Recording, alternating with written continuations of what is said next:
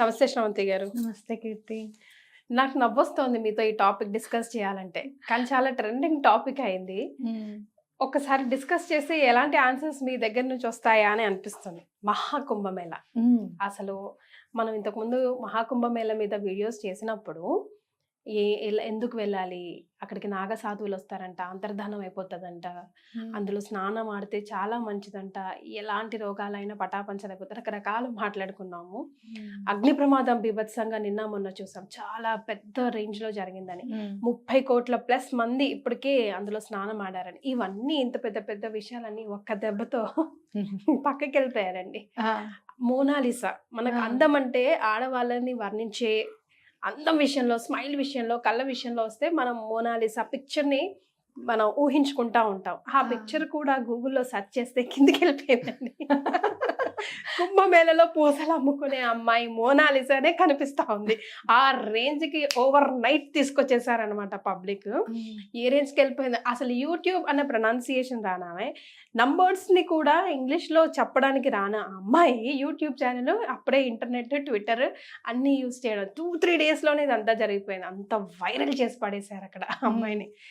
ఏం కలిసి వచ్చిందంటారు తనని అంత ఓవర్ నైట్ స్టార్ చేయడానికి? ఏ స్టార్ తనకు కలిసి వచ్చిందో తెలుసుకుందాం అనిపించింది. ఖచ్చితంగా చెప్తాను. అంటే అన్ని స్టార్స్ తో పాటు ఒక సన్ కూడా ఉందన్నమాట. ఏంటో తెలుసా? మీ మీడియా.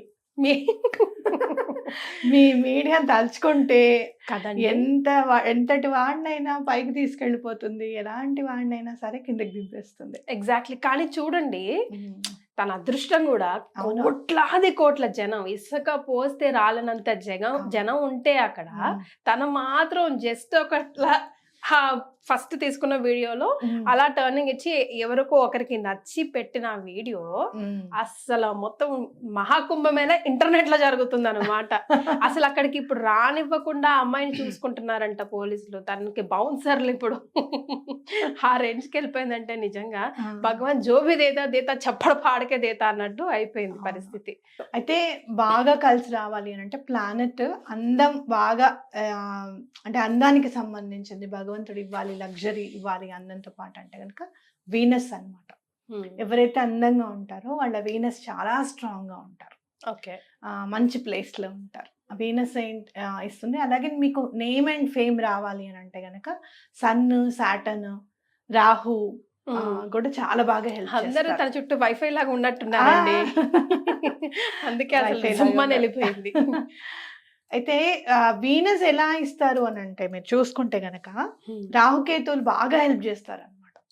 వీనస్ గనక మంచి ప్లేస్ లో ఉంటే గనక రాహుకేతువుల ఇంపాక్ట్ కూడా చాలా మంచిగా ఉంటుంది అని చెప్పచ్చు. అలాగే ఈ అమ్మాయి జాతకంలో హారోస్కోప్ లో రాహు కూడా చాలా బలంగా ఉన్నాడు అని చెప్పచ్చు. మీరు ఎవరైనా సరే మంచి కెమెరామెన్ చూడండి, బిహైండ్ ద సీన్స్ ఎవరైనా ఉంటే గనక డేట్ ఆఫ్ బర్త్ 4 లో ఉండడం కానివ్వండి, డెస్టినీ నెంబర్ 4 లో ఉండడం కానివ్వండి, తప్పకుండా జరుగుతుంది. రాహు ఇంపాక్ట్ అదే.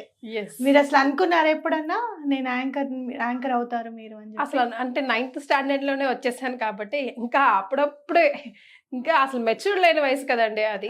అప్పుడు వచ్చాను అనుకోలేదు. నేను అసలు రాననే చెప్పాను, నాకు రాదండి, మా ఇంట్లో ఇష్టపడరండి, మా జాయింట్ ఫ్యామిలీ అండి, ఆర్థోడాక్స్ ఫ్యామిలీ అండి అని అంటూనే 20-25 ఏళ్ళు గడిచిపోయాయి.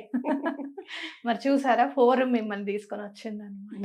అంటే కెమెరా ముందుకి గనక మనం రావాలి, చాలా బాగా పైకి రావాలి అని అంటే గనక మనకి రాహు చాలా ఇంపాక్ట్ ఉంటుంది మన జాతకంలో అని చెప్పచ్చు. ఓకే, అలా మీరు చూస్తే ఈ అమ్మాయికి రాహు ఒకటి, వీనస్ ఒకటి చాలా మంచి పొజిషన్ లో ఉండొచ్చు. అలాగే ఏదో సమ్ సార్ట్ ఆఫ్ చాలా పూర్వజన్మలో చాలా మంచి పుణ్యం చేసి ఉండాలి ఈ అమ్మాయి. ఎందుకంటే ఎక్కడో కాకుండా కుంభమేళాలో మనం వింటున్నాం కదా, 144 ఏళ్లకు ఒకసారి వస్తుంది ఈ కుంభమేళ అని చెప్పి కూడా మనం వింటూ ఉన్నాం. అట్లా మహాశివుడి అనుగ్రహం కూడా తప్పకుండా కలిగి ఉండాలి ఈ పిల్ల అని అనిపిస్తుంది అనమాట. అంతే కదండి, అక్కడ స్నానం ఆడాలంటేనే మనకు రాసి పెట్టి ఉండాలి అంటున్నారే. అలాంటిది అంతమంది, అంత అసలు బిగీస్ ఉన్న ప్లేస్ లో తనే హైలైట్ అయింది. అసలు 2 days గా తన గురించి తప్ప వేరే అసలు కుంభమేళ గురించి మాటే రావట్లేదు. మనిషి అందానికి ఎంత ఇంపార్టెన్స్ ఇస్తాడు అనేది మనకి ఇక్కడ అర్థమైపోతుంది. కరెక్ట్. అందమా అనుగ్రహమా అంటే అందమే అంటారు అనమాట. కానీ నిజంగానే తన ఐస్ అట్రాక్టివ్ గానే ఎవరు చూసినా కూడా షీఈస్ రియలీ వెరీ అట్రాక్టివ్.